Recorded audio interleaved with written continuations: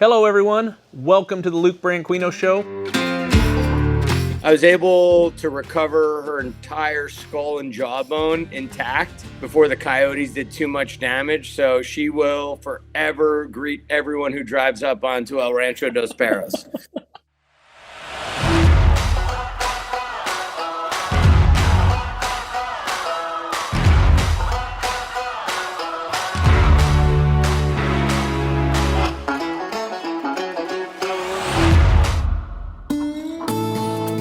Hey, hit that subscribe button now. You're going to like it. Welcome to the Luke Branquinho Show. My next guest is Brock Reynolds on SEAL Team on CBS. What's happening, Justin? How you doing, man? Mr. Luke, how are you, sir?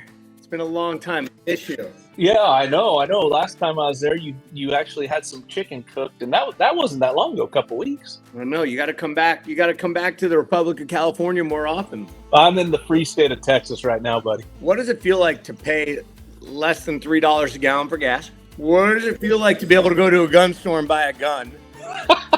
And what does it feel like to not worry about having your wife followed home and have your house stormed in a home invasion? Obviously, we have all that here. Nobody's going to want to drive clear out here. But yeah, it's crazy, man. This whole situation out there, unfortunately, is crazy. But we get into that shit later. I want to talk about you, the man, and how we met. First off, I remember my mom was giving Whitney riding lessons, your wife, Whitney, obviously. Mm-hmm. And my mom's like, this guy that Whitney's husband's really into beef. And at that time, I just started selling Wagyu. And sure enough, that's how we hooked up. Yep. Over a big piece of meat.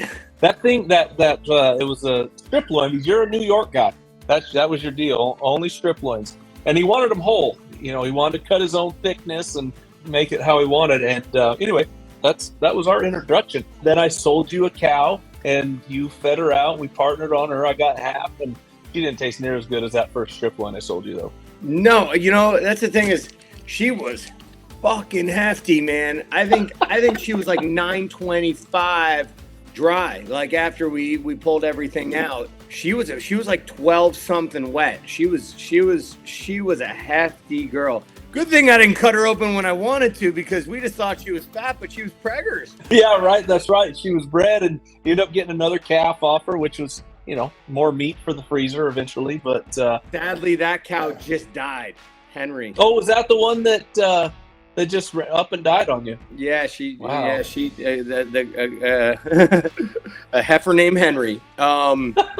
She died, but I was able to recover her entire skull and jawbone intact before the coyotes did too much damage. So she will forever greet everyone who drives up onto El Rancho dos Perros. Yeah, I'll never forget the first morning I saw her. I was driving out on the backside. I saw something small move. I was like, what the fuck? And it was a calf. And I'm like, it had to have come. We had no idea she was pregnant. And speaking of your Rancho dos Perros, that's what I want to get into. SEAL Team, you got Dita the hair missile. Mm-hmm. That she has been, for your family, how important has she been for your family? Other than changing my entire life and getting me on television, she's just the best friend that has gone absolutely everywhere with me. She's gone to Europe with me. Never taken her to South America or Asia. They might eat her out there. Ain't that some shit? She's just the best home dog. She knows each kid by name. If I can't find a kid, I send her out and she tracks them down. She'll know if I say, go find Henry, she'll go find Henry. If I say, go find Lou, she'll go find Lou. If I say, go find Mommy, she'll go find Mommy. If I say, go find Bronson, she'll go find Bronson, wherever they are in the house or on the property. And, it's like when I'm gone in LA working, I leave my wife with a shotgun and a Malinois, and I'm not worried about anything. She's covered. She knows how to handle that shotgun, and the dog knows how to do the rest. So, we live out in the sticks, and crazy people are everywhere, less here than in Los Angeles proper. But, having the dog here with her when I'm gone makes me very happy. Well, yeah, and I got the pleasure of meeting her, and she is the sweetest thing, but I also seen you give them commands that turn them into a killing machine like that. And that's as impressive as anything. And and I know you have Pepper, which she's on the show with you now since Beats is retired. And is she with you guys right now, or where's she at? Pepper's in the kennel right now, so Dita gets free roam of the house. Pepper is 20% more of a work dog than Dita. Like, Dita can do all the things. Dita plays a great military dog, but Pepper would be a great military dog, if that makes sense. She's still very social, very safe. But where Dita, I trust with my house, I trust with my children, I trust her to do absolutely everything and be, which is hard to say when you're talking about an animal. How do you trust an animal 100%? I don't trust any. I trust Dita 99.98%. But I'm willing to put $300,000 on Dita that she's not going to nuke someone by accident if they come in the house. Right.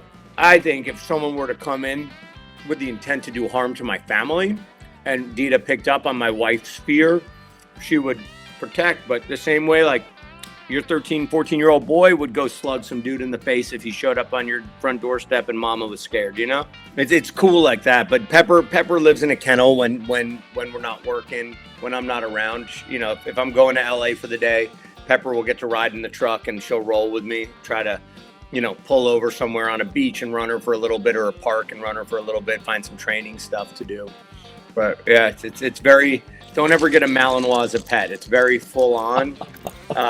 And it becomes a lifestyle, not just a job. Well, I loved when we were out the arena, and I know we have it on video, and I'll have to get it to the crew. But when you came out to the house and put Tucker in the fat boy suit, the padded suit, I guess, and it was Pepper that took him down, wasn't it? That was Dita. Was that Dita? Yeah. So any of your new cowboys, next time you're here, let them jump some steer and then let my dog jump them, and we'll see how they do.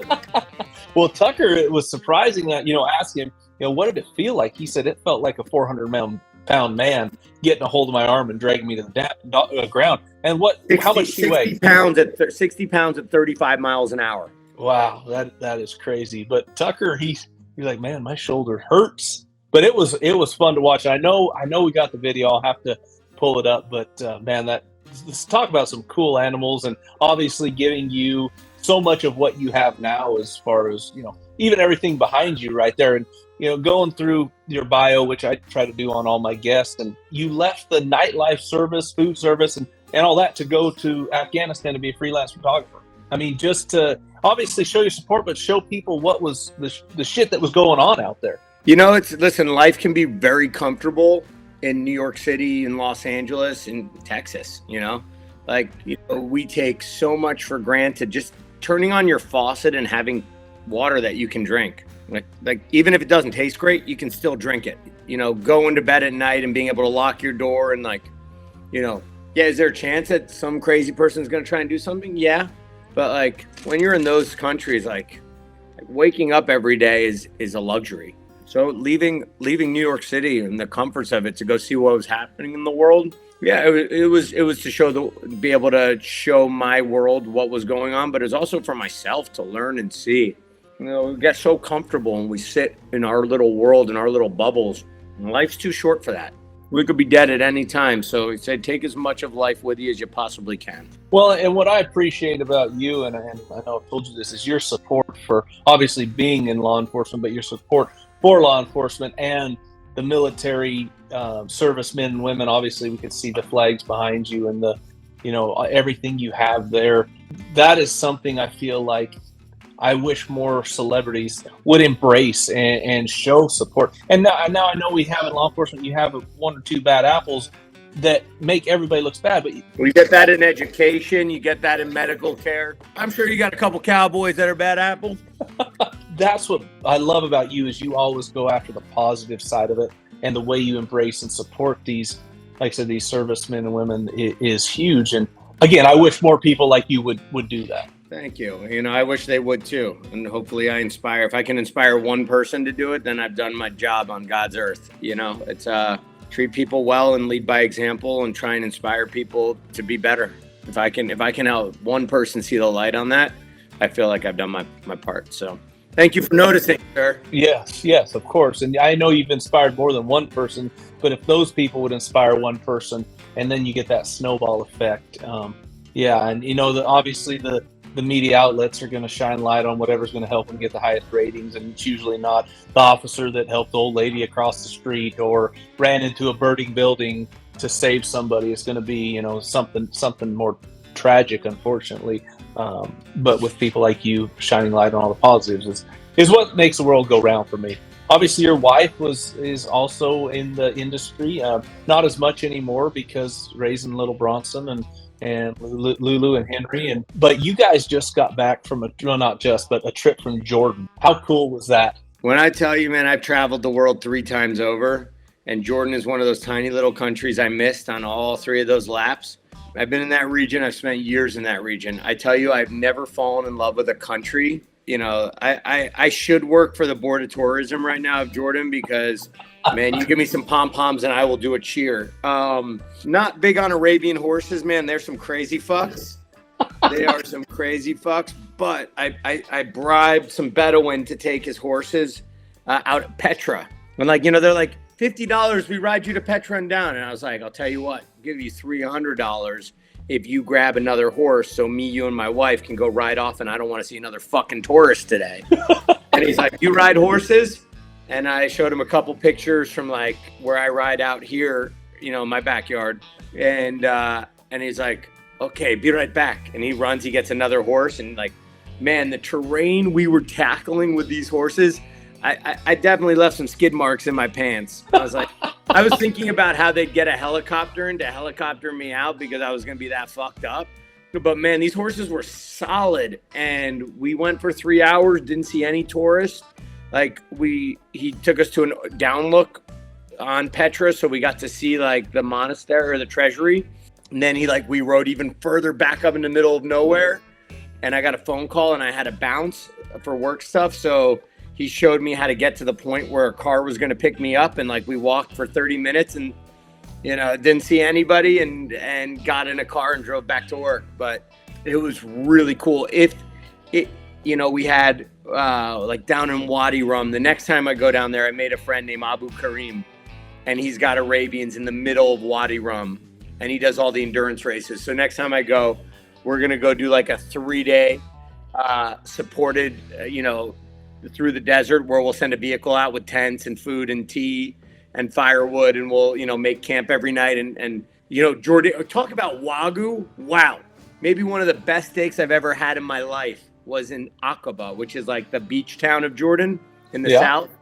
There was a steakhouse called Red, and I saw on the menu they had Jordanian Wagyu. Like, yeah, I want to taste it, but more importantly, I want to see what that fucking thing looks like raw. So, typical Melnick fashion, I'm like, hey, guys, marhaba, kif halak? And they took me into the kitchen. The chef showed me all the different cuts. I was like, this looks good. And the downside to Jordan, every steakhouse you go to, they cut it 1 inch thick. Oh, that ain't good work for you. No, it doesn't. So I was like, hey, charge me whatever you want, but I showed him on the cut, on the primal. I was like, this is how much I want. Weigh it after, charge me whatever. I don't care. And they're like, okay. So they brought it out. They cook everything. These ovens are awesome. So they cook over wood and coal, but it's in an actual oven. So they start the fire underneath the rack and they close it. It looks like an oven, but it's fire and coal, or wood and coal. So they'll keep it with coal and then they'll add fresh wood into it to get the smoke. It was so good that the next night I dragged my wife back for the same exact meal. She's like, we're only here for 2 nights. I'm like, I have to have it a second time before I leave. Jordanian Wagyu, crushed it. So speaking of work, when you're in Jordan, how about the crew you work with on SEAL Team? I mean, they seem like a great group of guys. I've met a couple of them. We had them out to the arena and met their families, and they just seem like good old boys. They are wonderful. I mean, when you talk about that show, there's 350 people that slug it out every single day. It ain't an easy show to make. Think about all the locations you see. The lights have to get out to those locations, camera equipment, craft services. I mean, believe it or not, don't tell anybody, but we wear makeup sometimes. You know, like makeup artists having to hike up to the top of hills to do touch-ups of blood and dirt and things like that. You know, the good thing is most of the time we really do get bloody and we really do get dirty on the show. You know, I'll walk in after a weekend of brush clearing and I'll have like all the cuts and everything on my arm. And the artist is like, oh, those are great. Can we just leave them? So, but we get dirty as fuck on that show. We work our asses off. Every single person, whether you're lighting it, shooting it, acting in it, writing it, directing it, you're in the thick of it. The writers are on set with us, out hiking through brush to get these shots. I take my hat off. I don't have much to compare it to in Hollywood, but I can tell you this, human-wise, like, I don't know many humans. The people that have stuck around for 7 seasons and been there for everything, they're a rare breed of human that I hope to have in my life forever, because they are capable motherfuckers. That's awesome. And what season are you guys shooting now? We're going to go into 7. And obviously you're in Jordan shooting on location there, but do you do a lot of stuff in LA in studio there? Everything we shoot interior-wise, I'd say 95% of it is done on a studio. So it takes us about 8 days to film an episode. 2 of those days are generally on soundstage, sometimes 1. We do a lot of it on location. So most everything is about 40 minutes around LA. But we've gone as far as Jordan and Serbia. We've gone to Puerto Rico. We've done it everywhere. Well, damn sure keeps you busy. And I know, talking to you, driving from Woodstock Ranch in the beautiful San Ynez Valley, where I was once a resident of, we actually ran cattle on the property around you, but driving down to LA back and forth can be a drag. I know, just for me going to the airport, having to fly out was a pain in the ass, but you have a place down there you stay, or does the studio put you up when you're down there for multiple days? No, I used to have a place down there where I stay. Now I try and come home as much as possible. My rule of thumb is if I can be there for dinner with the kids or breakfast with the kids, I come home. If I can tuck them in or wake them up, I'll come home, even if I got to turn right around and go back. It's only 2 hours each way. It's 112 miles for me. It's not a big deal. I generally can get done a ton of conference calls and listen to scripts through audio function as I drive. So I make good use of the time. This is something I didn't ask you, and it's curious to me. Like, each episode, you have a script. I mean, do you ad-lib some of that, or is it like you buy the word that you have to memorize? So, it depends who's writing the script, and it depends who's directing it. Generally, the intent of the script needs to be conveyed. Right. The writers of the show are essentially the commander-in-chief. We serve at the leisure of executing their vision, right? The director's job is to come in each episode and paint within the circle. They can't leave the lines of it. Right. Because, the circle is established of what the show is. But as long as they stay within that circle, they can kind of have their own take on it. By season 7, all the characters are pretty, every character knows what that character would do. Every person knows what their character would do in a situation. It's all been established. In ways of the words, some writers are sticklers and they want the A's said and the twos and the thes. Other writers hey, just get the point across. If you want to change the words because it's hard for you to say, go for it. Because sometimes things are written that people just can't say it. But as an actor, it's our job to be prepared to say it the way the writers want it to come across. Yeah. Yep. It's important that it's good, but the most important thing is that the episodes are executed within the vision of the writers. Well, yeah, if you don't execute, you don't have a job. Yeah. I mean, it's a war show. There's a lot of bullets flying. It's easy to die. Oops, one hit you all of a sudden. Oops, there goes Brock. Yeah. I still call you Justin when I watch the show, and then everybody's like, "Hey, Brock," or Reynolds. I'm like, that's not his name. That's just Justin, the second best meat cooker I've been around. Who the fuck makes a better steak than me? Fritz? He's pretty good, but I challenge Fritz to a steak off. I don't know. That night we were at Anthony's house when Jared was there. That was some of the best steak that I think I'd ever had. No, so I've learned a lot from Fretzy. I've added a few little twists of myself. So Fretzy doesn't like the smoke in the meat. So Fretzy's all about cooking on coals and keeping the smoke off of it and keeping the meat pure and clean. So is that more indirect heat? No, it's more burnt down. Just burnt down. Embers. Me, I'm constantly throwing fresh wood on, and I'm smoking the meat before I actually start searing it. So I'll go high off the fire, and I'll go as far sometimes to soak oak and throw wet oak on to get that extra smoke up in there. Well, that oak's hard to beat. You can't find much of that here in Texas, by the way. smuggle it down, man. Throw a couple cords in a horse trailer and go. It's only California that cares about what you bring into the state. But yeah, and then that same night we had, and I can't remember, Lincoln was a pastry chef. Yeah.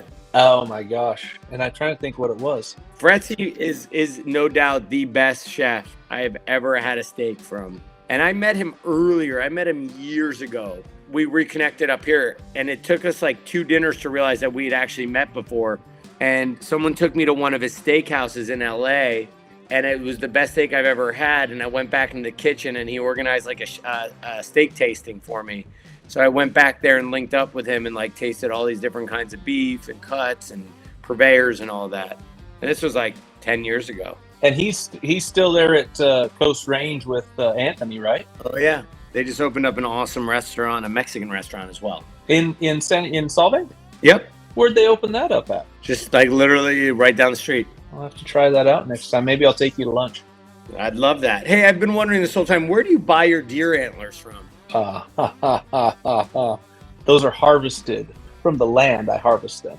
But thanks. You want me to get you some? I know a place. No, but I take some venison jerky if you make it. How about some elk? I got 2 elk coming down from Montana. Did you bag them yourself? They got processed up there.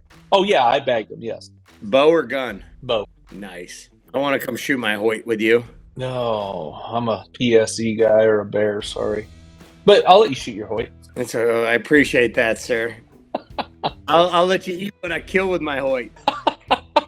You did mention, buying a gun in the state of Texas and walking in and walking out with it, which obviously they go through all the proper checks and background and FBI and anal, rectal, anyway, all that stuff. But you get to walk out with it. I did just get a AR, which is armor light rifle, not assault rifle, which obviously you know that, with a thermal scope on it. So I'm excited because the pigs have been tearing stuff up everywhere around here. So I'm excited to get to go out and experience that. Let me know if you need some help eradicating. I'm always down to shoot some pigs. These are what you need to get next right here.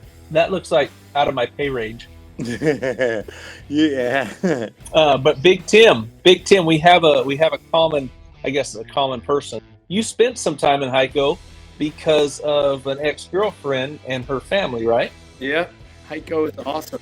Yeah, I'm excited to get to meet Big Tim. I just, obviously with everything going around here so much, but so you do have a connection here. You'd be able to get around decent. Oh yeah, I've done a couple trips to Heiko. It's beautiful country. I could have lived in Heiko very happily. You still can. Yeah, I still can. I'm kind of stuck in California, but you find me 200 acres down there, I'm in. Got it. I'll send you the paperwork as soon as we get off the phone. Jeremy Rogers is watching this, and he's going to give me a call. I heard you're in. Sign this right here. It sounds like a lot of people are getting through Jeremy. Well, you got work gloves. What do you got there? I was wondering if you've ever used these ridge cuts before. Oh God, I absolutely love them. Every time I go to Tractor Supply and they've got a pair in my size on the wall, I'll leave one pair on the wall just in case somebody needs them in a pinch, but I will buy every other pair up and I just stock them in my house. So I'll go through a pair of work gloves a month. Yeah, maybe Ridgeline needs to up their game. No, dude, I'm out. Dude, I work. Diesel fuel gets on them, gasoline gets on them, 2-stroke gets on them. Shit just eats away at leather. Oh yeah. Plus, chopping down trees, splitting wood. I got delicate hands, so I wear them for everything. I got them Hollywood soft hands. No, they hold up pretty well. I'm also not like a cowboy that will hold on to a pair of gloves until they're gone. Like if there's even the slightest hole that starts coming up, I throw them away. You know why? Because I can afford the $19 to buy a new. Well, man, I appreciate it. I'm looking forward to coming out and seeing you guys. Bring Lindsay and the boys up, have some dinner. Come stay with us, man. We'd love to have you. Yeah, and tell Whit and the kids and everybody hello, and try not to float away. Likewise, send my love to everyone down there. Will do. Thanks, man. Take care, bud. Hey, I'm Justin Melnick, and hey, why do you gotta interrupt me? Let me go again.